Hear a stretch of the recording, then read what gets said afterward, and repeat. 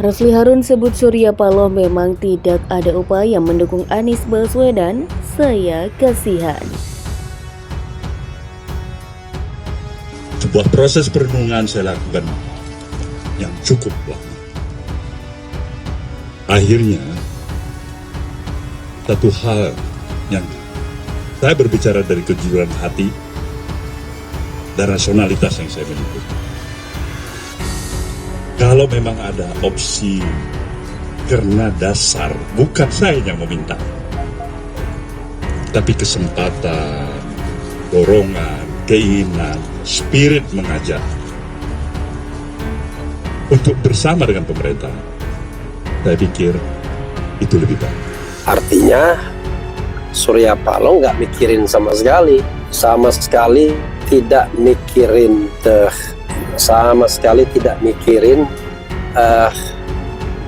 bagaimana perjuangan di MK, karena putusan MK baru dibacakan tanggal 22 Maret ya. Jadi kalau misalnya dia mengatakan bahwa dia baru sudah lama merenung, ya tentu kita bertanya kapan merenungnya.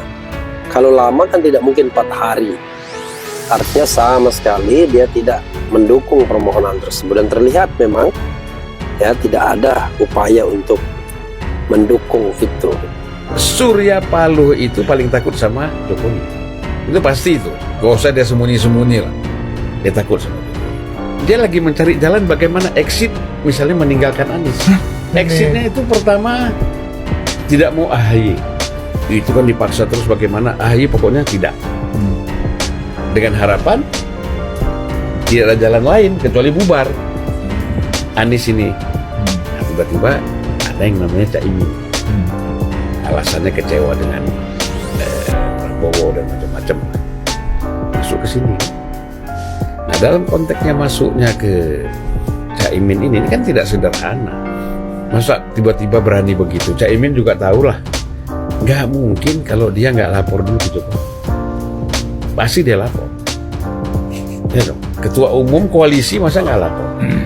Surya Paloh mau mendeklarasi Anies dan Ganjar aja, Ganjar presiden, Anies wakil presiden, aja lapor ke Jokowi, apalagi Caimin. Nasdem itu pasti akan tetap bersama dengan Pak Jokowi. Cara melihatnya begini, jangan melihat kamar. Kok Anda hakul yakin begitu? Ini orang Nasdem sendiri bilang 50-50 loh. Partai Nasdem itu kalau dia betul-betul cabut dan keluar dari pemerintahan, betul-betul oposisi, maka satu menteri yang ada ini dia tarik. Nah, tinggal satu pun tetap dia bertahan di situ. Jadi Partai Nasdem ini sesungguhnya kalau bicara adalah partai yang paling setia. Udah tinggal satu, tetap ada di dalam. Benar yang dikatakan Bung Roni kan tadi begitu. Iya, itu karena iya betul. Saya sedang 2024 memperkuat terakhir. apa yang disampaikan oleh Bang Roni, bahwa Partai Nasdem itu sesungguhnya adalah tetap bagian dari Pak Jokowi. Nah, Anies yang tadinya perubahan sekarang bermain dengan kimia keberlanjutan. Kita nggak bisa tangkap dari Anies yang mana yang Anda anggap sebagai perubahan nanti itu. Caimin itu bukan faktor perubahan, bahkan Caimin bilang dia akan teruskan semua proyek Jokowi, termasuk stunting kalau begitu. Itu datanya begitu kan. Jadi kita tidak bisa lagi melihat Anies di dalam satu cawan kimia yang sama. Anies molekul, Caimin molekul. Molekul Caimin masuk ke ruang sebelah kiri Anies dan nggak bisa balik lagi.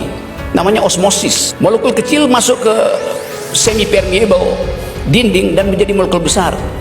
Anies tergopo-gopo untuk mengucapkan perubahan, dan Caimin bilang nggak perlu perubahan. Pak Surya Paloh ini kan kata Bang Yandra ini penting sekali, jadi kunci kan, karena memang bahkan PKB pun Caimin itu jadi cawapres itu sebetulnya skenarionya dari Bang Surya Paloh, dan jangan-jangan hasil pertemuan pada bulan Desember atau bulan Januari itu gitu loh.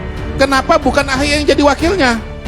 Karena kalau AHY yang jadi wakilnya Anies, ini betul-betul gerakan perubahan kuat sekali, dua-duanya tokoh perubahan. Tapi kalau Anies perubahan digabung dengan Caimin yang koalisi pemerintahan, ini jadinya agak lemah ini. Dan jadi basisnya Anies dengan basisnya Muhaimin itu kan sangat berbeda. Maka kalau dicampur, ini sampai kapanpun nggak pernah nyampur. Jadi menurut saya ini sebetulnya skenario Pak Jokowi yang dijalankan oleh Surya Paloh. Begitu kalau menurut saya. Refli Harun yang merupakan pengacara kubu 01 saat sengketa Pilpres 2024 di MK, dia membela Anies Mohaimin sekarang merasa kasihan dengan situasi Anies Baswedan. Anies Baswedan yang sebelumnya mencalonkan diri sebagai calon presiden dengan visi perubahan, namun harus menanggung kekalahan seorang diri. Karena partai-partai dari koalisi perubahan yang sebelumnya mendukung Anies Mohaimin kini berbondong-bondong gabung ke pemerintahan Prabowo Gibran dan salah satunya Nasdem yang diketahui Surya Paloh. Lebih terpukulnya lagi, pasangan ini sendiri di Pilpres Muhaimin Iskandar atau Caimin yang juga Ketua Umum Partai PKB memilih untuk berkoalisi dengan kubu lawan. Jadi platform perubahan yang pribadi Anies Baswedan saja. Dia tidak diinternalisasi Nasdem, tidak juga oleh Caimin, ungkap Refli Harun di channel YouTube pribadinya.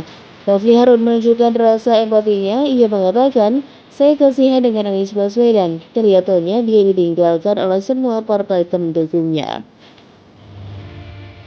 Refli Harun juga mengamati sikap Surya Paloh yang saat ini berbalik arah memilih mendukung Prabowo Gibran, menandakan bahwa Nasdem tidak mendukung gugatan Anies Mohaimin di Mahkamah Konstitusi. Refli Harun menduga dari awal Nasdem memang tidak ada upaya mendukung Anies Mohaimin, salah satunya terhadap permohonan kubu 1 di MK yang menuntut diadakannya pemilu ulang. Menurut Refli, statement tersebut dapat diperkuat dengan sikap Nasdem yang langsung mengakui kemenangan Prabowo Gibran begitu diumumkan.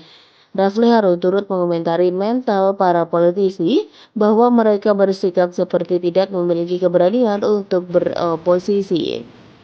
Refli Harun menyatakan bahwa pandangannya bukanlah kritik yang bersifat pribadi atau didasarkan pada sentimen, melainkan hanya merupakan refleksi atas suatu fenomena.